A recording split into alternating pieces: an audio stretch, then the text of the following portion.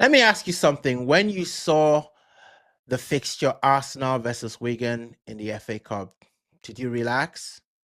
Did you feel like it would be like a procession? Arsenal should get this done. And on paper, this should be a very straightforward game.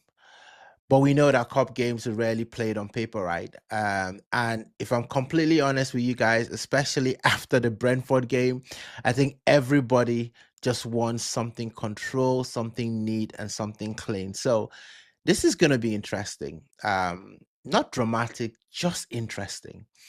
Welcome everyone to the Guna Pavilion. And if this is your first time, you're new here, thank you for stopping by. But if you've been rocking with us, I want to say thank you genuinely for helping this channel grow. Okay, guys, let's get into it. Let's do this properly. Our Arsenal versus Wigan FA Cup preview. Let's get into it.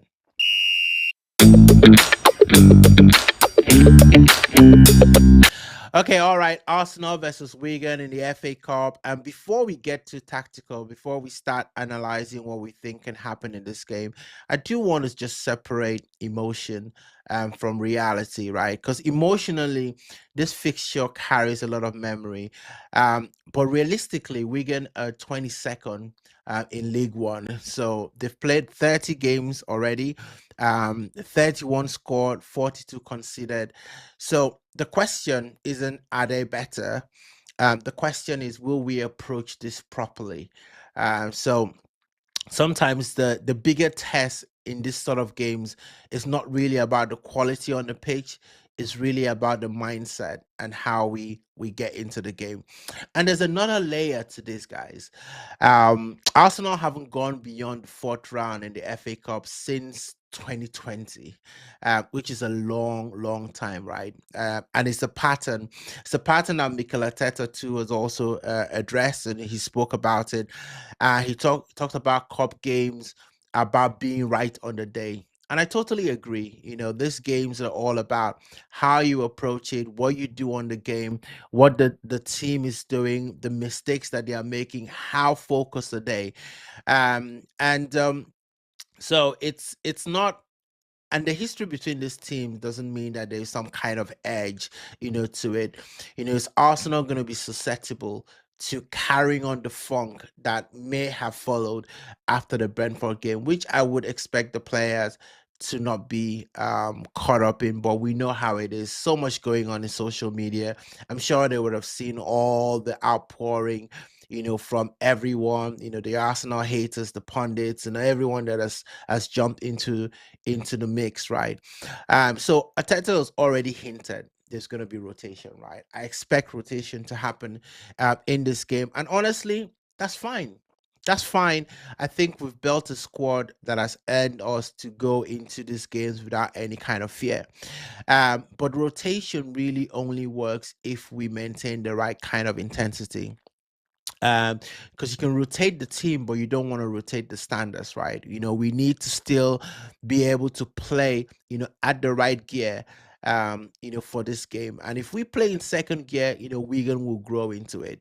This is, for these teams, they've circled this game, and they'll probably be looking at it. Listen, it's a day out, it's the FA Cup, they're going to the Emirates Stadium. Can they shock everyone? Can they perform? Can they have a performance that can maybe lift them into their league form? So yes, it's gonna be about what Arsenal does in the first 5 minutes, and how we set the tone, for this game. If I look at the underlying numbers, right? Let's take a look at the recent XG trend. There's something encouraging, right? Arsenal has been improving. Obviously, the Leeds game stands out. Forest away, the XG was good, even though we didn't score, and I know we still feel that is a missed opportunity. So chance creation isn't the issue. I know that the Brentford game looked a little bit like that, but I still think that we are still the most dangerous team, when it comes to dead balls, and I think we're figuring out how to break teams that sit very deep. and defend zonally. So I think we can be decisive. I think we can be decisive in this game. So how do you actually, break down a team like Wigan? It's gonna be about doing the simple things, the speed, right? The first 15 minutes are gonna matter. And it's not really about scoring, it's about establishing the rhythm. And if teams have done something to Arsenal, certainly what Brentford did was disrupt Arsenal's rhythm. Don't get Arsenal into muscle memory, where they're passing the ball, getting into their patterns, moving around, create a little bit of chaos that disrupts the Arsenal team from setting themselves, especially when you look at the average position of Arsenal team, you can see the structure there. And that structure really works in terms of our build up, when we're building from the back, who receives the ball, who goes out wide, but when you don't have that kind of game and it's a start stop game, with, free kicks and set pieces, then it disrupts the Arsenal's rhythm. And I feel like, Brentford did a great job and it might be something that Wigan might want to replicate. Are they actually capable of doing that? I think time will tell. So you don't want the ball standing still in this game. You don't want sideways passes, without any intent. And this is where players like Jesus will really become, quite important, right? Because he doesn't just wait centrally. He likes to drift. He likes to pull defenders around. He creates the movement that allows us to, keep that fluidity going.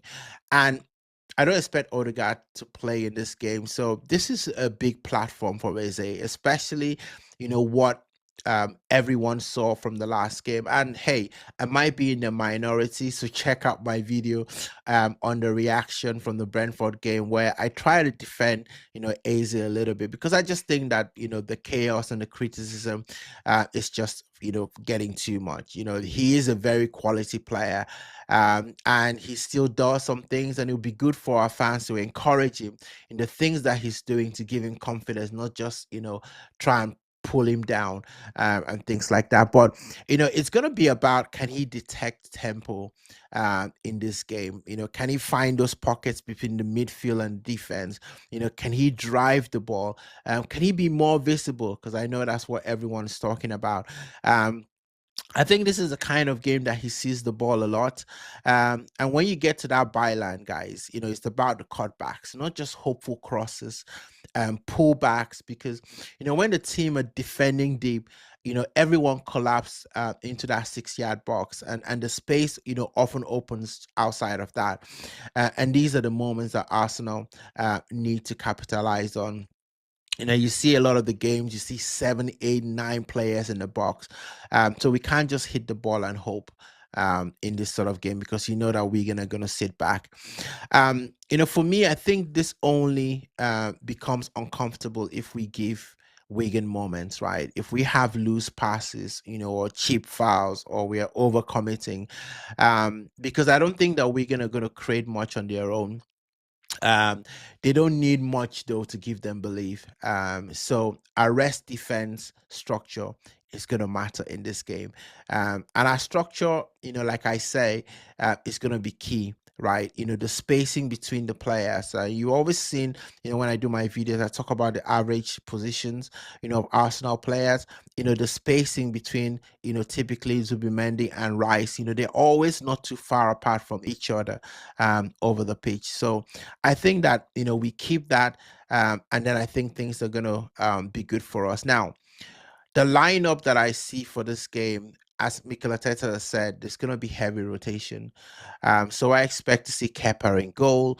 I expect White to be involved in this game. I really do. So White, Mosquera, I expect him to be involved.